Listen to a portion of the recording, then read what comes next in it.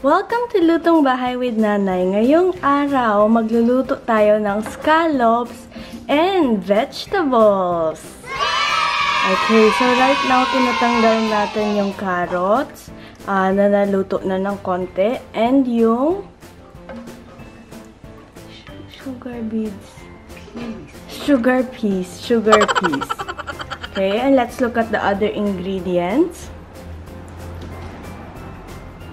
So, meron na tayong shrimp, or scallops. Are these scallops? Yeah, these are not shrimp. These are baby scallops. Okay, medyo malakas ang amoy niya. Anong laman nito? Pepper. Ano pa nalagay dito, Nanay? Soy sauce. Rice wine.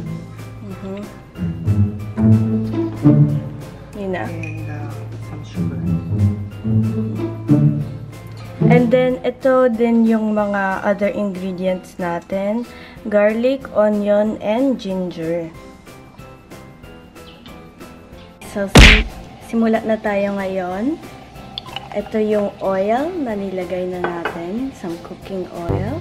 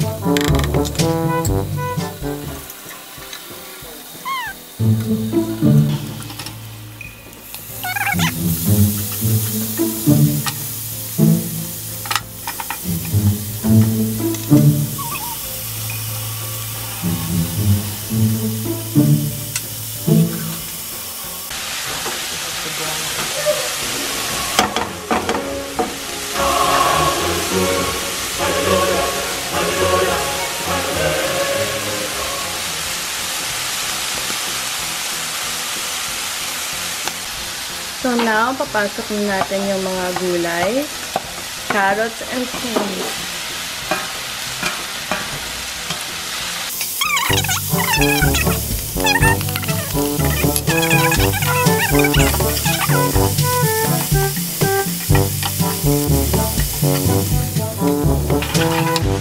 Here we have it. Some oyster.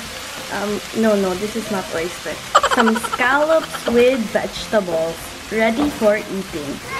Thank you for watching this episode of Lutong Bahay with Nanay. I'll see you in the next video. Make sure guys to subscribe.